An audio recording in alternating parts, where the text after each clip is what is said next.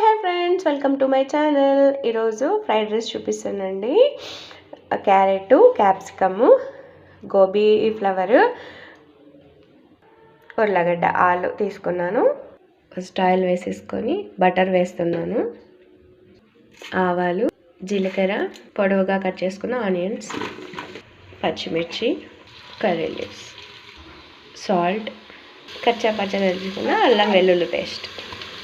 పచ్చివాసన పోయినాక వెజిటేబుల్స్ వేసుకున్నాం. పసుపు, కారం, ధనియా పౌడర్, గరం మసాలా. ఎంత కలర్ఫుల్గా ఉంది కదండి, black colour, green, orange, white. కొత్తిమీర, కొద్దిగా జీడిపప్పు. కమ్మటి వాసన వస్తుందండి. జలుబు చేసిన నాకు మంచి స్మెల్ వస్తుంది. ఇవి మగ్గడానికి జస్ట్ వాటర్ పోస్తున్నాను. ముందుగా రెడీ చేసి పెట్టుకున్న రైస్ని వేసేసుకుందాం. ఇలా చక్కగా కలిపేసుకున్నాక కొత్తిమీర గార్నిష్ చేసుకుందాం. ఒక స్పూన్ గీ వేస్తున్నాను. ఎంత కలర్ఫుల్గా కనిపిస్తుంది కదండి. నేను ఇప్పుడు డైట్ చేస్తున్నాను కదా, కొద్దిగా రైస్ తింటాను. ఇది చాలా చాలా టేస్టీగా ఉంటుందండి. ఈ ఫ్రైడ్ రైస్ మసాలా చల్లుతున్నాను. ఇది వేసాక చాలా టేస్టీగా వస్తుందండి. ఇది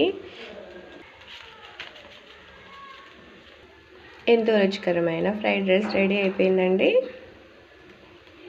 Thank you for watching video. Please subscribe my channel.